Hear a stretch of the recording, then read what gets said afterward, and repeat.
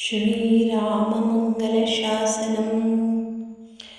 मङ्गलं कौसलेन्द्राय महनीयगुणाब्धये चक्रवर्तितनूजाय सार्वभौमाय मङ्गलम्। वेदवेदान्तवेद्याय मेघश्यामलमूर्तये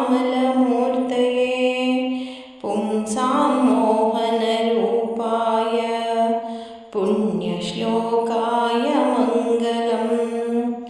विश्वामित्रान्तरङ्गाय मिथिलानगरीपतेः भाग्यानां परिपाकाय भव्यरूपाय मङ्गलम्। पितृभक्ताय सततं भ्रातृभिः सह सीतया नन्दिताखिललोकाय रामभद्राय मङ्गलम्। त्यक्तसाकेतवासाय चित्रकूटविहारिणे सेव्याय सर्वयमिनां धीरोदयाय मङ्गलम्। सौमित्रिणा च जानक्या चापबाणसिधारिणे संसेव्याय सदा भक्त्या स्वामिने मम मङ्गलम्। दण्डकारण्यवासाय करदूषणशत्रवे गृध्रराजाय भक्ताय मुक्तिदायास्तु मङ्गलम्। सादरं शबरीदत्त फलमूलाभिलाषिणे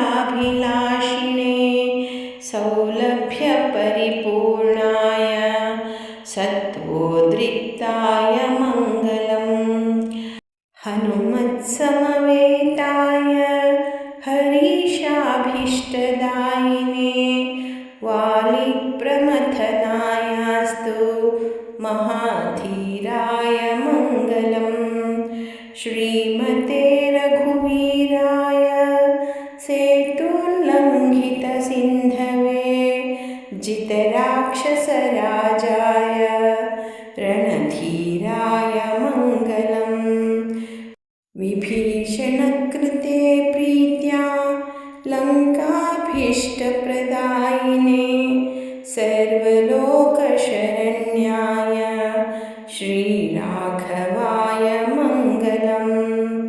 असाध्यनगरीं दिव्या अभिषिक्ताय सीतया राजाधिराजराजाय रामभद्राय मङ्गलम्।